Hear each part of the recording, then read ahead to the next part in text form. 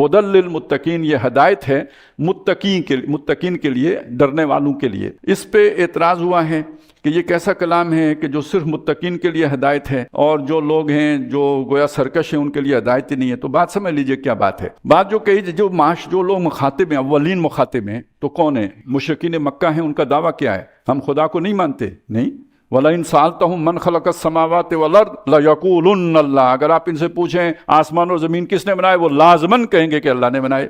अल्लाह को मानते हैं। दूसरे कौन है? अहले किताब नसारा हूँ या यहूद हूँ, तो क्या वो अल्लाह को नहीं मानते? मानते हैं। तो जिन अहले किताब के दिल में या जिन मुशरिकीन के दिल में कोई खुदा खौफी किसी दर्जे में हो, उन पर यह कलाम असर करेगा। जो बिल्कुल न डर हूँ न चिंत हूँ, बेफिक्रे हूँ, जिन्हें परवाही न हो आखिरत की और कल की, तो वो उन पर यह कलाम बेअसर है। कलाम नर्मो नाजुक बेअसर, मर्द नादाम पे कलाम नर्मो नाजुक बेअसर, उन पर यह असर नहीं करेगा। इसे यूं समझ लीजिए, देखें कितने लजीज खाने होते हैं। तलब किसके अंदर होगी? वो खाना खाने की जिसे भूख लगी हो। जिसे भूख ही ना लगी हो, जितना लजीज खाना लाके उसके सामने रखें उसे उल्टी आएगी, क्योंकि वैसे पहले ही वो जो है गर्दन तक भर चुका हुआ है खत्ता, तो अब मजीद क्या खाएगा? तो जिसको फिक्र ही नहीं है कि कोई चीज समझने की, तो वो क्यों समझेगा? इसके अंदर से समझेगा वो जिसके अंदर कोई किसी दर्जे में कोई जो है वो तलब मौजूद होगी।